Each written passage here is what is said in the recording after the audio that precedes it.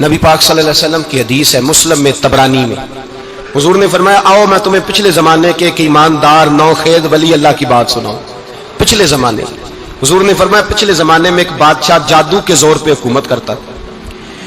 جب وہ ایک جادوگر اس نے رکھا ہوا تھا تو جادوگر اس کو جادو بتاتا، وہ جادو کے زور پر حکومت کرتا۔ جادوگر بوڑھا ہو گیا تو کہنے لگا بادشاہ کو نوجوان میرے پاس بھیج دے، اب میں بوڑھا ہو گیا ہوں، میرا پتہ کوئی نہیں کب مر جاؤں۔ ایک نوجوان کی ڈیوٹی لگائی، بڑا زیرک سمجھدار، اپنے رعایا میں سے چن کے جو ذہین فطرت مزاج بچہ تھا وہ اس نے لگایا۔ اللہ کے محبوب علیہ الصلوۃ والسلام فرماتے ہیں بچہ جادو سیکھنے لگا، وقت گزرنے لگا۔ بچہ جب جادو سیکھنے جاتا تو رستے میں ایک راہب بھی تھا جو انجیل جانتا تھا، وہ اللہ اللہ سکھاتا، لوگوں کو حضرت عیسیٰ علیہ السلام کی تعلیمات سے آگاہ کرتا۔ اس نے دیکھا کہ یہاں بھی لوگ اکٹھے ہیں تو وہ بچہ اس راہب کے پاس بھی اٹھنے بیٹھنے لگا۔ اب جب اس کے ساتھ اس کی گفتگو بڑھنے لگی تو اس کو باتوں میں لذت آنے لگی۔ اس نے راہب نے پوچھا کہ تو کون ہے اور کس طرح سے آیا ہے، کیا تیرا معاملہ ہے؟ اس نے کہا جی میں جادو سیکھنے جاتا ہوں، آپ کی باتیں مجھے بڑی اچھی لگتی ہیں۔ اس نے کہا دین سیکھ، جادو سیکھنے والے کافر ہو جاتے ہیں، قرآن و حدیث سیکھنے والوں کو اللہ کامل ایمان عطا فرماتا ہے۔ فرمایا یہ سیکھ۔ بچہ بیٹھنے لگا، اس کے پاس آنے لگا، باتیں دل میں گھر کرنے لگی۔ ایک وقت آیا کہ مسلمان ہو گیا، اور مسلمان کیسے ہوا؟ بچہ کہتا میں تجربہ کر کے ہوا، اب میں تھوڑا سا وقت جادوگر کے پاس بھی جاتا اور باقی سارا وقت وہاں بیٹھتا۔ میں ایک دن جا رہا تھا تو رستے میں اژدہا تھا، بہت بڑا سانپ تھا، رستہ روک کے کھڑا تھا۔ یہ حضور نے بیان کی حدیث، نبی پاک صلی اللہ علیہ وسلم فرماتے ہیں بچہ کہتا ہے کہ رستے کے اندر سانپ ہے، رستے بند ہے، لوگ چھتوں درختوں پہ چڑھے، ہراش ہے۔ کہتے چھوٹا سا روڑا میں نے اٹھایا تو میں نے کہا اللہ اگر جادوگر سچا ہے تو اسے مار دے۔ چھوٹا سا روڑا میں نے پھینکا، اژدہا کوئی نہ مرا۔ پھر چھوٹا روڑا اٹھایا، میں نے کہا اللہ اگر وہ عالم سچا ہے تو اسے مار دے۔ اب جب میں نے روڑا مارا تو اژدہا مر گیا۔ میرے اندر سے گواہی آئی نہیں دین کی باتیں سچی ہیں، نہیں قرآن کی باتیں اسلام سمجھانے کے لیے عرض کر رہا ہوں، اگرچہ اس دور میں انجیل تھی، اللہ رسول کی باتیں اچھی ہیں۔ کہتے میں مسلمان ہو گیا، اب میں نے راہب کے پاس ہی رہنا شروع کر دیا، جادوگر کے پاس چھوڑ دیا اس بچے نے آنا۔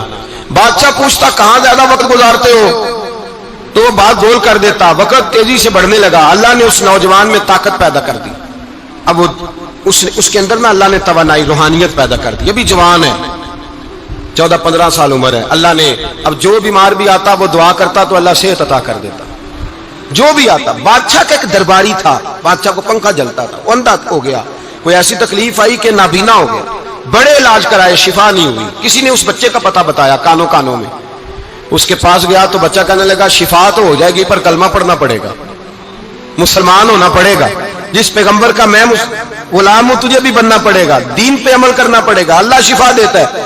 اس نے کہا تو مجھے کلمہ پڑھا، مجھے شفا دے، میں تیار ہوں۔ اس نے کہا شفا تو اللہ دیتا ہے۔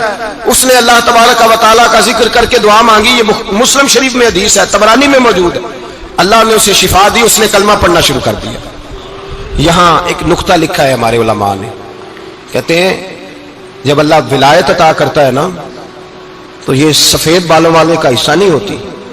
اگر جوانی میں کوئی آدمی توبہ کر کے تصوف کے راستے پہ چلتا ہے تو سب سے زیادہ ولایت اللہ اسے عطا فرماتا ہے، سب سے زیادہ ولایت اس کے پاس ہوتی ہے۔ ابھی اس کے بال کالے ہیں، چڑھتی جوانی ہے، دعا کی تو اللہ نے، اور حدیث پاک میں موجود ہے کوڑے آتے تو شفا یاب ہو جاتے، اندھے آتے تو شفا یاب، برس والے آتے تو اللہ سے دے، جوان ہے۔ بادشاہ کے پاس وہ واپس گیا، وہ جو آدمی جس کی آنکھیں ٹھیک ہوئی تھی، بادشاہ نے پوچھا کہ کیسے شفا ملی؟ تو کہنے لگا میرے رب نے شفا دی ہے۔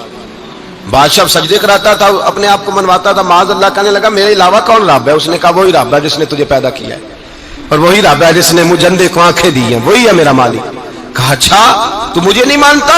کہا نہیں میں اپنے رب کو مانتا ہوں۔ بادشاہ نے اسے سزا دی، ستایا، اس نے بچے کا پتہ بتایا، پھر بچے کو بلا کے ستایا تو اس راہب کا پتہ بتایا، راہب بھی قتل ہو گیا، نابینا بھی قتل ہو گیا۔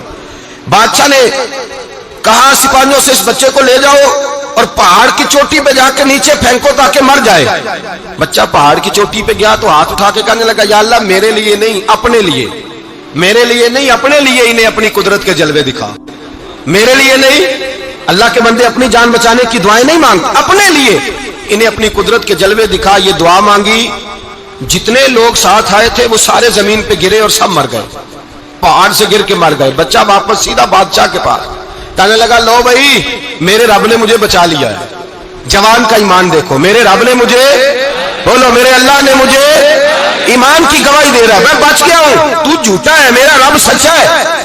उसने कहा ले जाओ इसको दरिया में, कश्ती में बिठाओ, बीच दरिया के जाके धक्का दे दो।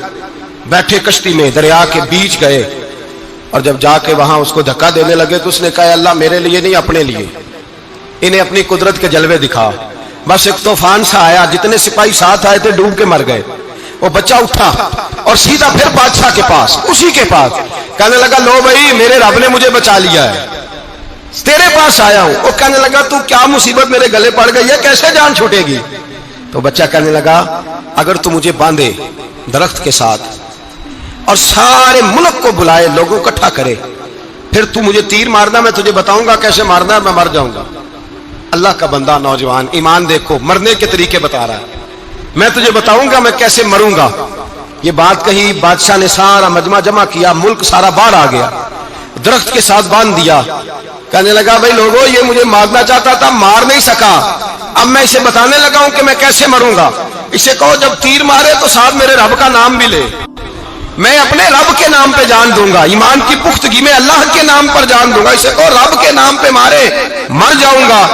बादशाह ने अल्लाह कह के तीर मारा, पेशानी में लगा, बच्चे की रूह परवाज कर गई, जितना मजमा खड़ा था सारा कलमा पढ़ के मुसलमान हो गए, सारे मुसलमान हो गए, सारे।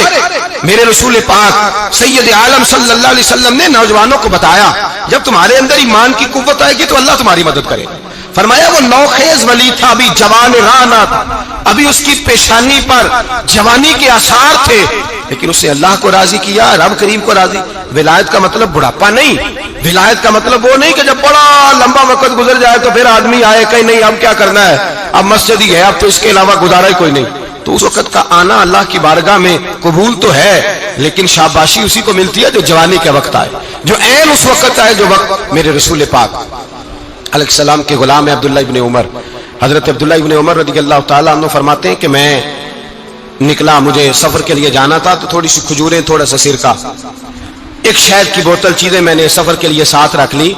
मैं जब मदीने से बाहर सहरा में निकला ना तो रमजान नहीं था, गैर रमजान था। मैंने एक नौजवान को देखा बकरियां चरा रहा, बकरियां चरा रहा है जवान। आप फरमाते हैं उसका चेहरा बड़ा नूरानियत वाला, गर्द पड़ी हुई पर बड़ा हसीन। फरमाते हैं मैंने उसको कहा कि आ जाओ खाना खा लो, रोजे भी नहीं थे। कहने लगा नहीं मैंने रोजा रखा हुआ है। फरमाते हैं मैंने कहा पता करूं कि निरा नेक ही है कि परहेजगार भी है।